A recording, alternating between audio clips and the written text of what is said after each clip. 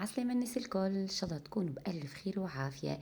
اليوم جبت لكم روسيت جديدة اللي هي المقروض التونسي، وأنا أول مرة نجربه. أخذت الروسيت من صفحة إيمان زهرة المطبخ التونسي، وبصراحة يعطيها ألف صحة وعافية على خاطر الوصفة كانت ناجحة على الآخر.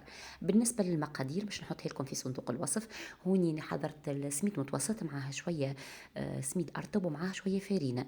كيف ما قلت لكم المقادير إن شاء الله بالضبط باش تلقاوها في صندوق الوصف. بسست زيت زيتونة، لكن من المستحسن حسب وصفة إيمان تبسس بالسمن ومعاها شوية زيت نباتي، لكن أمي اختارت زيت زيتونة وأنا مشيت بشهوة أمي. خليتها ترتاح شوية ومن بعد عجنت بشوية ماء ومعاها شوية عطرشية ومعاها شوية كركم وهكا رشة صغيرة ملح.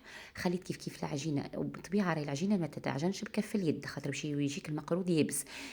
تعجن جوست هكا تلمها بصوابع يدك.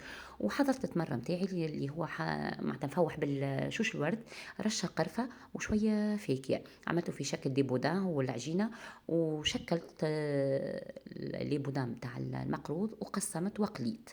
النار تكون نار متوسطة، مش نار هادية ومش نار قوية باش ما يتحرقلكش المقروض. وقبلها حضرت الشحور كيف كيف كيلو سكر معاه إيترا ماء وشوية القارص باش ما يسكرش، وتغطي الشحور كيف كيف باش ما يسكرلكش الشحور. وهوني المقروضة متاعنا كانت حاضر. وبصراحة رشة الخميرة فرقت على الاخر، وان شاء الله تعجبكم. وتنسيوش صحابي تشجعوني بالاشتراك والمتابعة للقناة، وان شاء الله يا رب يعجبكم الوصفات الكل، ونتقابلوا في فيديو جديد.